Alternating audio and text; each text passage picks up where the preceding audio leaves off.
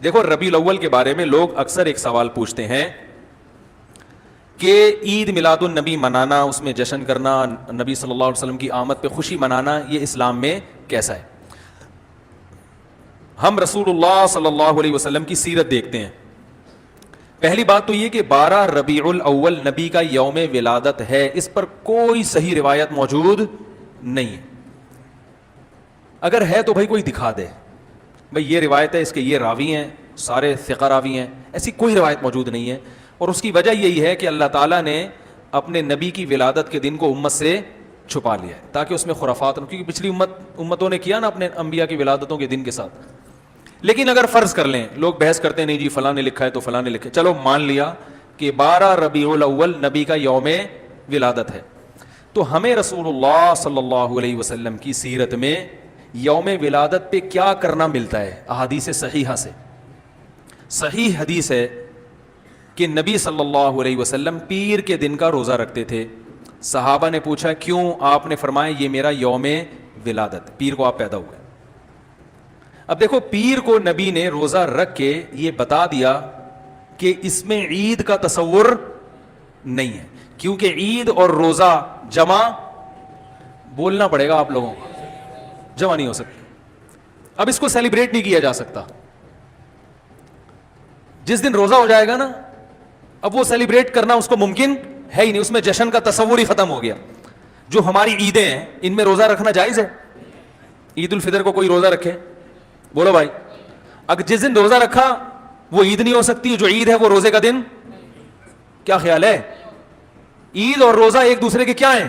Opposite. کیونکہ عید خوشی کا دن ہے اور اس کو سیلیبریٹ کرنا ہے، تو سیلیبریٹ جو کیا جاتا ہے کھا پی کے کیا جاتا ہے یا بھوکا رہ کے کیا جاتا ہے؟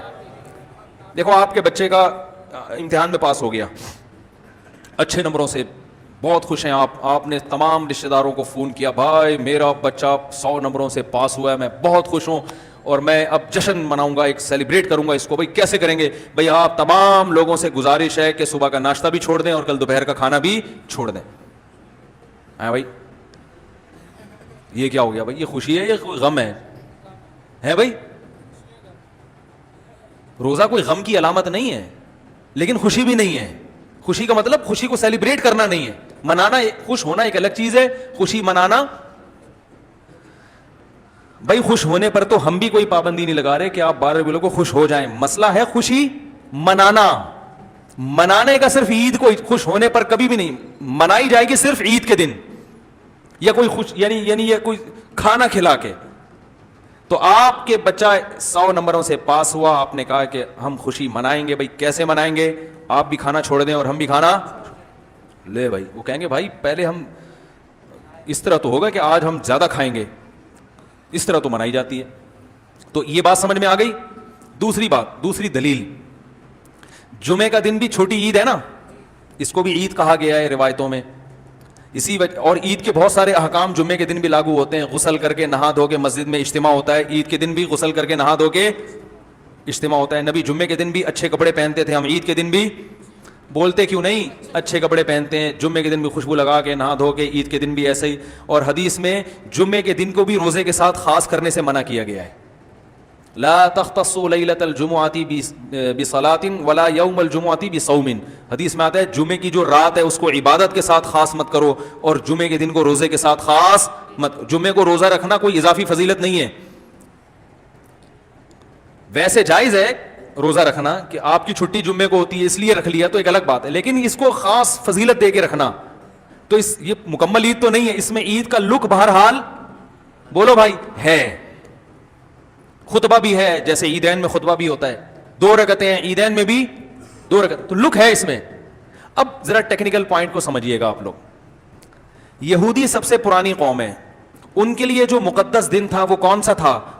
ہفتہ، اور وہی ان کی چھوٹی عید تھا. سب سمجھ رہے ہیں نا؟ اسی میں وہ اجتماع کرتے تھے. عیسائی اس کے بعد آئے، ان کے لیے کون سا ہوا؟ اتوار کو، جو ہفتے کے بعد ہے. مسلمان ان کے بھی بعد آئے، تو ہمارے لیے کون سا ہونا چاہیے تھا؟ پیر. اور یہ یوم ولادت بھی تھا تو اس کو تو زیادہ فضیلت ہونی چاہیے تھی نا بھائی، عقلی لحاظ سے بھی اور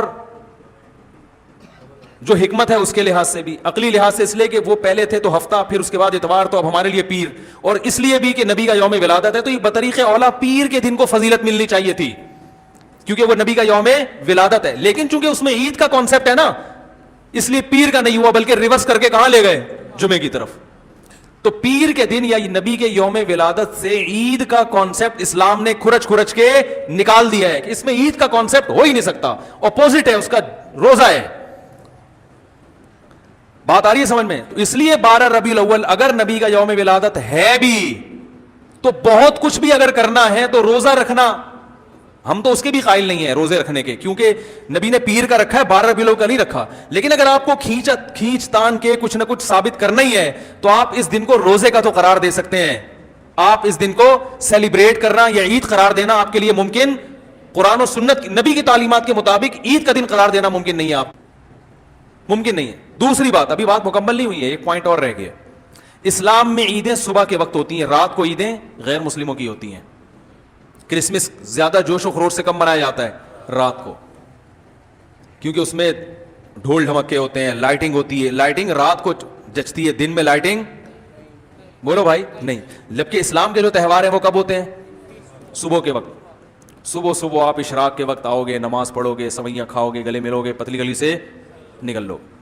ईद उल अज़हा में भी सुबह सुबह आओगे, नमाज पढ़ोगे, कुर्बानी करोगे, गोश्त खाओगे, ठीक है ना? ये सब काम तभी फुक़हा ने लिखा है कि मगरिब की नमाज के बाद जानवर को कुर्बान करना मकरूह है, जायज़ है मगर मकरूह, क्योंकि शायर इस्लाम में से दिन में होगा ये। रात को शरीयत ने इसलिए नहीं रखा कि रात का वक्त ना गुनाहों की तरफ ले जाता है। जब खुशी मनाई जाती है तो रात को इंसान ट्रैक से हटने का खतरा ज्यादा होता है, जबकि 12 रबीउल अव्वल को जो ईद मनाई जाती है वो दिन में ज्यादा मनाई जाती है, रात को। सारी लाइटिंग रात को होती है, सारे जो नात और म्यूजिक के साथ वो सब कब हो रहा है? रात को। ये खुद इस्लाम के मिजाज के खिलाफ है। तो पता ही चलता है भाई, बहुत माजरत के साथ, किसी पे तंज मकसद नहीं है। देखो, अल्लाह उसके रसूल सल्लल्लाहु अलैहि वसल्लम को फॉलो करना ये इश्क़ नबी है असल। याद रखो, मोहब्बत में जज्बात पे कंट्रोल करना ये ज्यादा मुश्किल काम है, और जज्बात से हटके, जज्बात से मगलूब हो जाना ये आसान बहुत है, लेकिन ये हकीकी मोहब्बत की अलामत नहीं है। जब मोहब्बत हो ना किसी को, तो अपने जज्बात को हुदूद के अंदर रखे इंसान मोहब्बत का इजहार करे,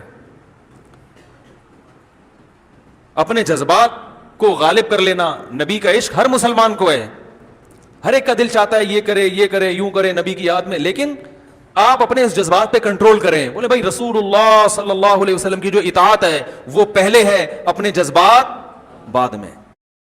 Thanks for watching. Don't forget to like, comment, share and subscribe to Mufti Tariq Masood Speeches channel.